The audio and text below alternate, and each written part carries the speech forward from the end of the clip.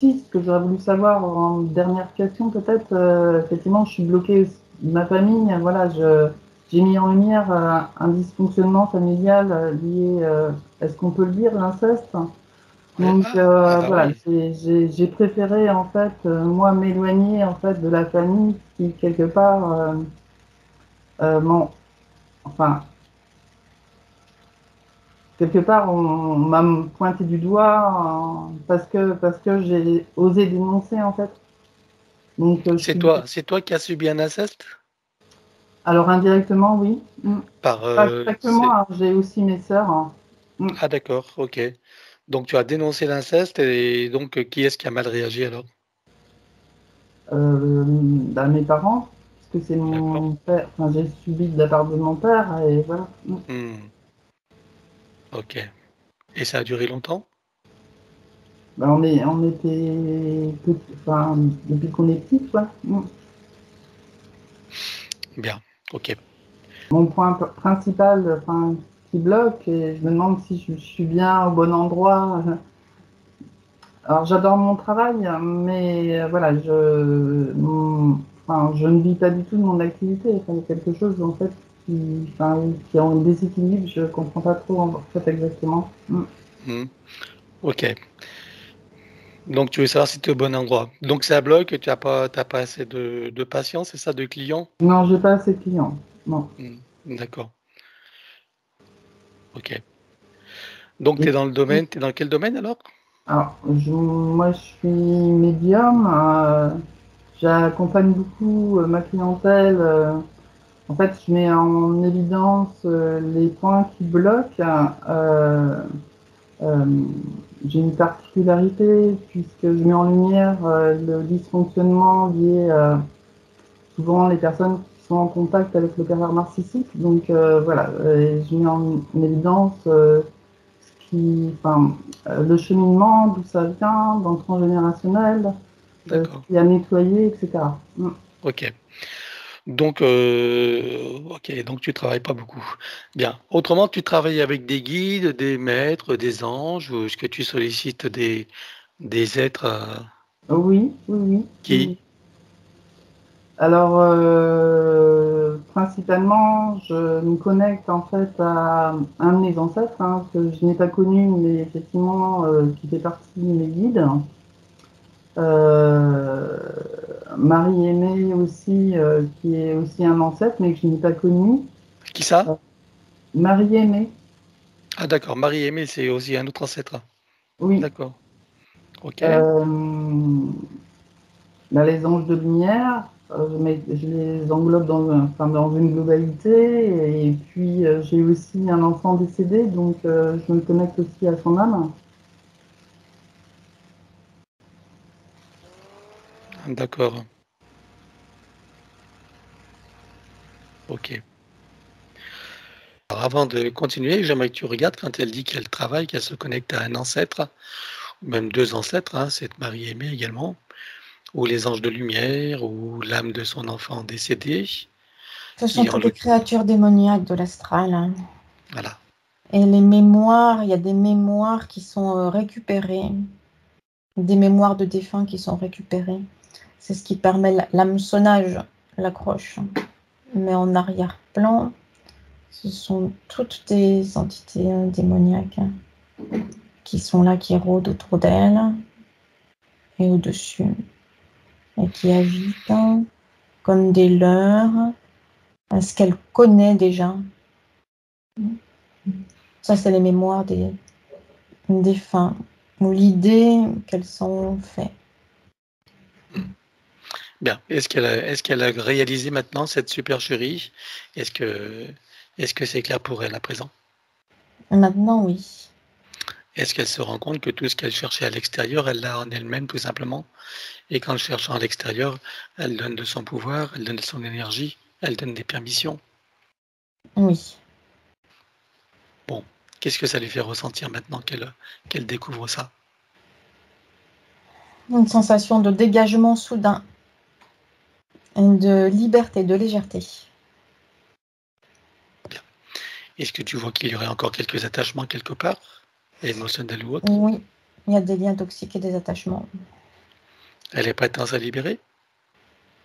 Oui, Alors, on va traiter tous les liens toxiques sur tous les plans, d'accord? À la fois. oui, Donc, tu vas les rassembler, tu me dis quand c'est bon. c'est bon. Donc, elle découpe et dissout toutes les racines sur tous les plans. 1, 2, 3. Oui, Envoie-tu en arrière-plan.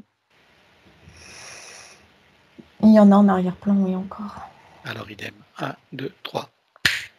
C'est bon. Envoie-tu encore. Des réminiscences.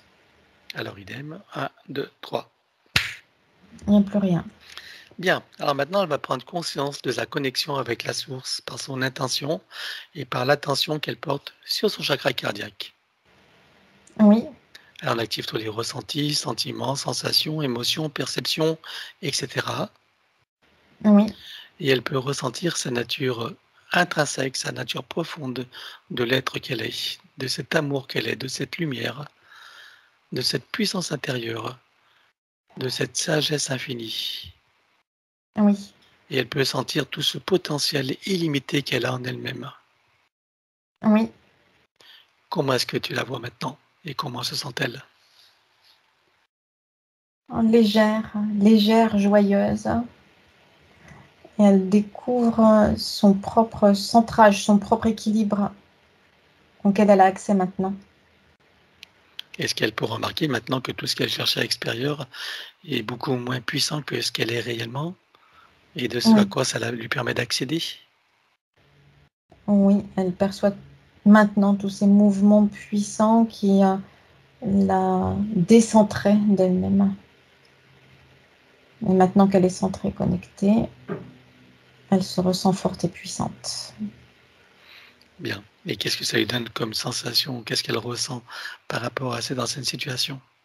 Du bien-être, du plaisir et de la satisfaction de ce nouvel état d'être. Bien. Elle peut même se permettre de rire d'elle-même, de s'être laissée avoir, mais comme beaucoup d'autres. Mhm. Oui, Alors qu'elle prend le temps de le ressentir, de l'apprécier, de le savourer, de le déguster. oui, Elle ramène tout ça ici et maintenant comme un téléchargement de toutes ses parties. Son mental égo, son élémental, sa conscience cellulaire, tous ses corps, jusqu'à son ADN, sa partie subliminale et son âme. oui, Stabilise, sécurise, pérennise et concrétise. oui, Voilà. Et elle saura à présent que la seule personne qui peut l'aider et les seules parties, ce sont celles d'elle-même. oui, Voilà. Bien. Alors, donc elle a subi un inceste dans son enfance, enfin c'est tel qu'elle l'a nommé elle-même, puisque elle nous a expliqué que c'était des bains qu'elle prenait avec son père et ses sœurs également. Voilà. Dans un cadre aussi de mai 68 où ses idées libéralistes étaient presque pas considérées comme normales, on va dire. D'où l'attitude de la mère qui a reçu, qui a rejeté donc, on va dire, les dénonciations et l'attitude de sa fille, avec qui elle a coupé les ponts. Qu'est-ce qui s'est passé exactement? Regarde dans cette période et dans ces moments d'inceste, enfin tel qu'elle elle le nomme elle-même, qu'est-ce qui se passait exactement et quelles étaient les intentions réelles de celui qui est son père? de celui qui est son père, il n'y avait pas d'intention réelle. Il y avait simplement une sorte de flou, d'espace libre, sans frontières. Mais il y avait pas d'intention réelle. Par contre, au travers de lui, de cette sorte de flou-là et de non-frontières décidées et déterminées par lui-même, il y a des entités qui sont là en arrière-plan et qui profitent de cet état de fait,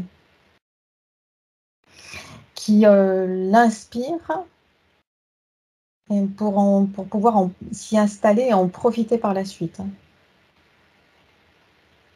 D'accord. Et bien qu'il n'y ait pas eu d'attouchement ou d'acte particulier. Non, mais c'est là, flottant dans l'air. Ça laisse les portes ouvertes. Donc il y a des entités qui entrent et qui sortent, hein, D'accord. et qui occasionnellement viennent prendre de l'énergie. Mmh. Et donc dans le fait que elle, dans son innocence de petite fille, elle a joué avec le sexe de son père, comme avec sa sœur. Voilà. Qu'est-ce que qu'est-ce qui peut être dit par rapport à ça? Il n'y a rien de particulier qui s'est Et passé. est-ce qu'elle en a ressenti elle-même? C'est Ou plus du par moins, rapport à son ressenti d'elle-même, parce que sur ce qui s'est passé, il y a eu un peu de déperdition d'énergie, donc récupérée par les entités flottantes qui entrent et qui sortent de cet état de non-frontière mis en place par le père. Après, c'est plutôt par rapport à elle et son ressenti de son la interprétation? Oui. C'est plutôt une interprétation de la réalité, de ce qu'elle a vécu ou C'est pas son interprétation, c'est son paradigme à elle qui est différent. Il n'y a pas la même perception. Elle n'est pas dans la même programmation de la lignée. C'est-à-dire que c'est comme si par rapport à la lignée, elle était décalée. Donc, il y a des éléments qu'elle ressent, qu'elle rejette et dont elle prend conscience et dont n'ont pas conscience les autres personnes de la lignée. Donc, ça crée un décalage et ça vient créer chez elle comme une sorte de blessure, comme une sorte de choc émotionnel. De Ok. rejet. Ça, c'est ce qui est venu ultérieurement? Ou même en tant que petite fille, déjà, il y a eu Non, des... immédiatement déjà. Immédiatement? D'accord. Après, c'est remonté en conscience au fil du temps dans l'incarnation. Mais déjà, au moment des faits, il y a une conscience qui s'est mise en place là en arrière-plan, chez elle. Ok. Bien. Alors maintenant, de la perspective où elle est, en étant connectée à la source, avec le recul que ça lui donne, avec sa sagesse intérieure, comment est-ce qu'elle voit maintenant cette situation qu'elle a vécue avec son père? Elle perçoit maintenant l'inconscience des personnes qui étaient là en présence. Donc l'inconscience, c'est l'innocence des enfants, l'inconscience de son père et l'inconscience du fait que cette façon de fonctionner-là ouvre des sas. Il n'y a pas de frontières, il n'y a pas de limite, ce qui donne le champ libre à des entités de venir s'infiltrer dans des situations. Et que dire de l'attitude de la mère qui, en l'apprenant, l'a rejetée et ne la voit plus depuis? Elle a son propre formatage. Il y a quelque chose de... comme si elle était dans une sorte de tour de certitude, enfermée dans sa tour de certitude. C'est lié à son formatage. Et de la lignée et depuis l'entrée dans l'incarnation. Et quelles sont ces certitudes alors?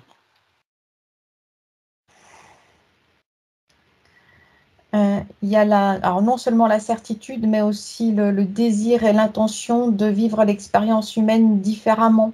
Il y a quelque chose lié à de la rébellion. Dans l'idée 68, quoi. Oui, donc c'est comme si ce que lui avait reproché sa fille, c'était un retour en arrière. C'est comme, ça fait une inversion, c'est comme si c'était sa mère à elle, c'est-à-dire la mère de la mère qui lui interdisait quelque chose et qui pose des limites que la fille rejette en rébellion. Ok. Alors en comprenant tout ça, qu'est-ce que... Mais c'est tout lié au formatage de cette époque? De cette époque-là, oui. De tout ce qui était aussi insufflé par certaines élites, on va dire, Oui, qui ont provoqué c'est un ce formatage, libéralisme. c'est un formatage sociétal. Voilà. Ouais. Qui vient se tisser, qui vient se tricoter avec les formatages et les programmations des lignées. Est-ce que tu vois que c'est justement ces formatages sociétals ont eu des intentions particulières en insufflant ces idées de liberté, de renversement des valeurs, etc. Est-ce que tu peux répéter ta question? J'ai pas compris. Est-ce qu'il y avait des intentions de ceux qui ont suscité justement cette révolution de mai 68 avec ces révoltes étudiantines et puis toute cette inversion de valeurs, comment dirais-je, Oui, l'intention, c'est de créer de la confusion, et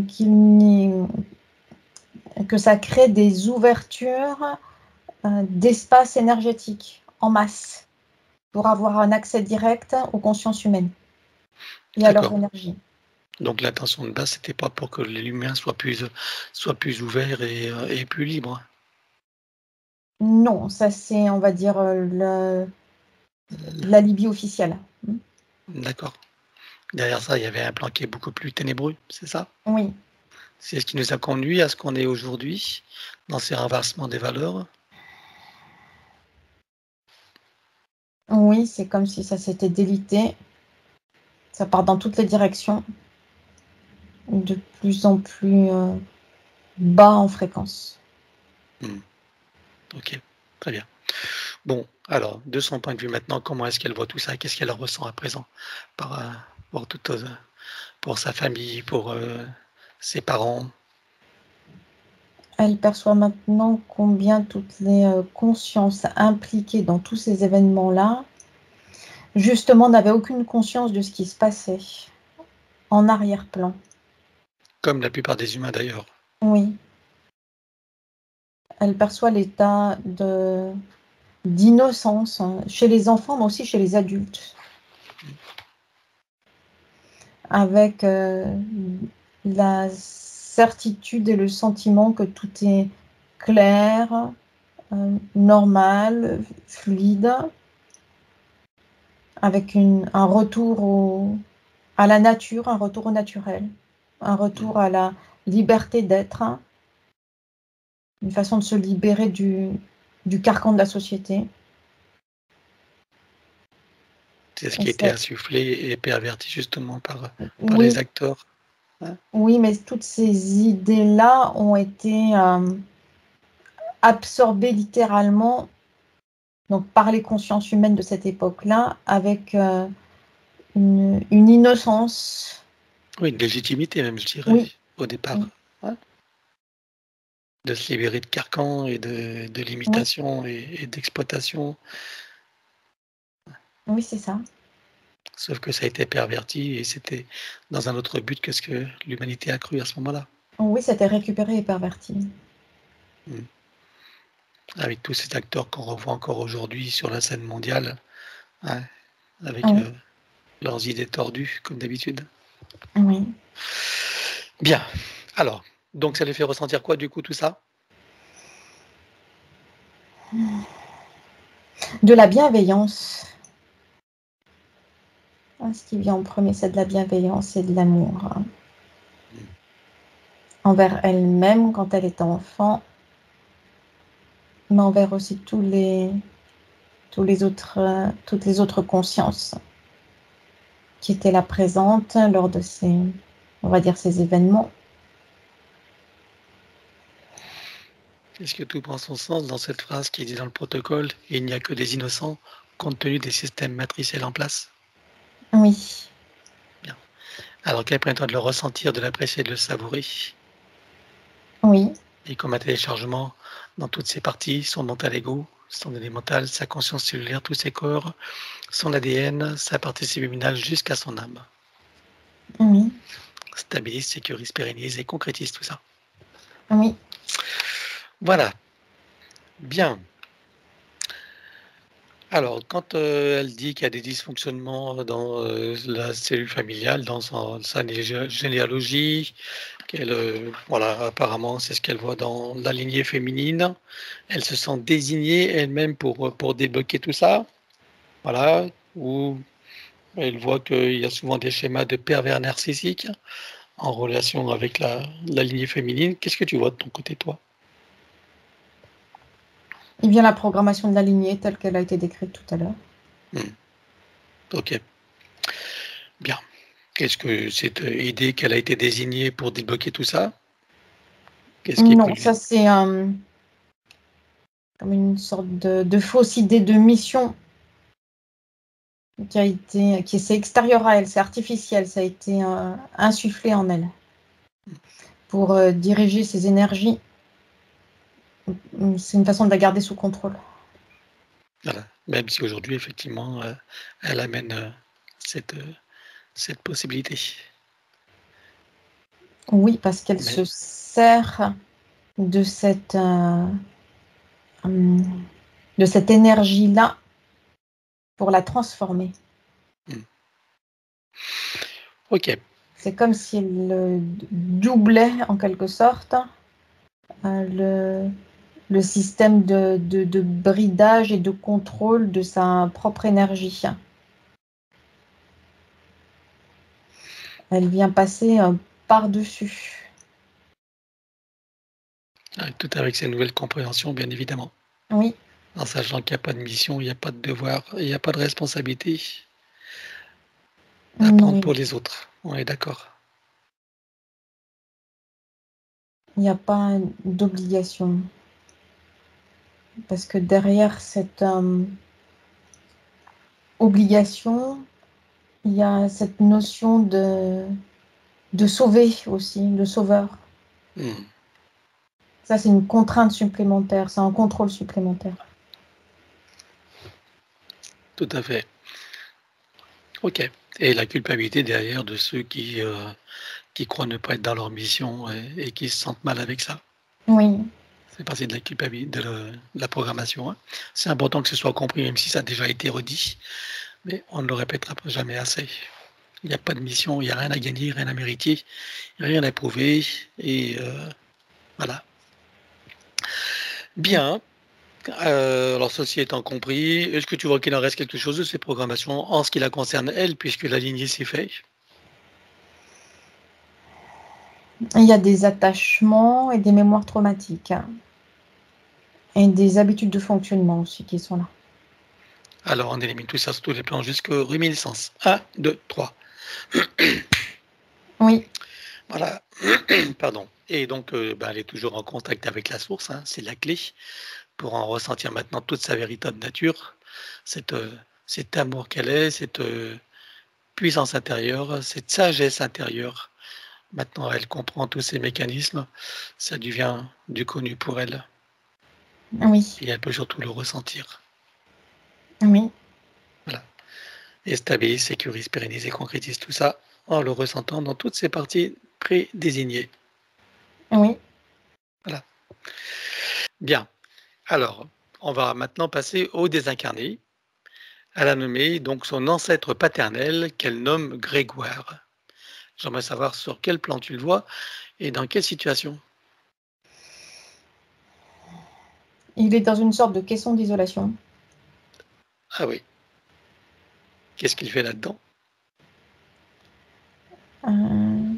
Il est cantonné là-dedans pour pouvoir prendre comme des sortes de photos énergétiques de lui. Prendre de l'information sur lui. C'est comme s'il était gardé là à portée de main pour pouvoir continuer à se servir de lui, à prendre de l'information sur lui. D'accord. Et dans quel sens il se sert de lui? Ces informations énergétiques sont placées dans différents endroits du plan astral. C'est comme des photographies. Et à quoi est-ce qu'elles servent? Elles servent à faire le lien avec le plan terrestre. En ce qui concerne Anna, par exemple? Oui. Dans le fait de croire qu'elle voit cet ancêtre dans ses communications? Oui. Je le précise pour que ce soit bien clair. Hein. Bien. Alors, identifie-le dans ce caisson, confirme-moi qu'il s'agisse bien de lui, regarde son ADN éthérique. C'est lui. Est-ce que tu peux communiquer avec lui? Oui. Bien, tu t'approches de lui, tu lui montres qui nous sommes, pourquoi nous sommes là, quelles sont nos fonctions, et surtout qui nous envoie, et demande-lui s'il veut que nous l'aidions. Oui. Alors, on le connecte directement à la source pour faire descendre information originelle, énergie, conscience, puissance créatrice et amour, touché en plein cœur et dans sa conscience. Que se passe-t-il pour lui à présent? Il y a une montée en fréquence haute et soudaine qui le dégage de cet endroit-là. Il flotte dans des fréquences beaucoup plus légères et claires maintenant. Alors, que décide-t-il de faire à présent? Est-ce qu'il veut remonter à la source ou continuer son chemin en toute sécurité, souveraineté et liberté? Remonter à la source. Alors, dit que pour qu'il puisse en profiter, il est nécessaire qu'il récupère toutes les énergies qu'il a laissées sur Terre, sur tous les plans, et qu'il coupe avec tout ce qu'il y a à couper. Il se libère totalement et libère tout et tous. Et au passage, il peut récupérer aussi les énergies et les informations sur le plan astral qui ont permis ces manipulations. Oui. Il a tout récupéré, tout coupé? Oui, c'est fait. Bien. Alors, avant de remonter, est-ce qu'il veut s'exprimer envers donc Anna et tous ceux qu'il a aimés et côtoyés sur le plan terrestre, s'il y en a encore? Il envoie à Anna et à toutes les consciences qu'il a connues et aimées sur le plan terrestre l'information de ce qu'il vient d'expérimenter maintenant, de tout ce qui se passe sur ces plans-là, de toutes les récupérations des consciences humaines, de tous ces lambeaux mémoriels, toutes ces sortes de photographies totales ou partielles d'énergie qui ont été là incarnées sur Terre en 3D, qui sont récupérées sur d'autres plans et utilisées pour leurrer les humains incarnés. Lui-même a fait partie de ces consciences-là leurrées lors de son incarnation. Il dit à celle qui est Anna de se libérer de toutes ces croyances-là. Elle est libre. Elle ne le sait pas, mais elle est libre. Et elle est puissante. Ne le laisse pas partir, hein? Il est là. Alors, est-ce que tu peux lui demander s'il peut donc envoyer dans la lignée paternelle et maternelle de Anna des énergies et des informations pour que chacune des âmes désincarnées puisse avoir la même opportunité? Oui. Alors, allons-y. C'est fait. Et à présent, on va le remercier et le saluer. Il est parti. Bien. Attends, maintenant, ça va être le tour de cet enfant décédé. Donc, en fait, c'était à 3 mois de grossesse, hein. Mais elle aimerait savoir où se trouve cette âme, qu'est-elle devenue, sur quel plan tu la vois et dans quelle situation. C'est en deux fois. Elle n'est plus là, elle n'est plus sur le plan astral, elle est réincarnée. Mais sur le plan astral, il y a toujours de ces mémoires, de ces sortes de photographies d'elle. Qui servent également pour les mêmes raisons que Oui. l'ont servi Grégoire. Ouais, d'accord. Donc pour ça, est-ce que tu vois qu'on est autorisé à éliminer toutes ces mémoires partout, Oui. ces informations? Alors on élimine sur tous les plans. 1, 2, 3. C'est fait. Tu en vois d'autres quelque part? Oui, en arrière-plan, il y a pour faire l'analogie avec les photos, il y a les négatifs. Allez, idem. 1, 2, 3. C'est fait. Ils sont malins, ils sont forts. T'en vois d'autres? Non, là, il n'y a plus rien. Ok. Et pour la curiosité, donc il s'est réincarné dans, dans, dans quel pays? C'est un pays asiatique. Japon. Forme masculine ou féminine? Féminine. Ok. Bon, bien sûr, on va pas charger son adresse, hein. Parfait. Bien. Est-ce que c'est bon pour toi? Oui. Alors, on va revenir à Anna. Oui.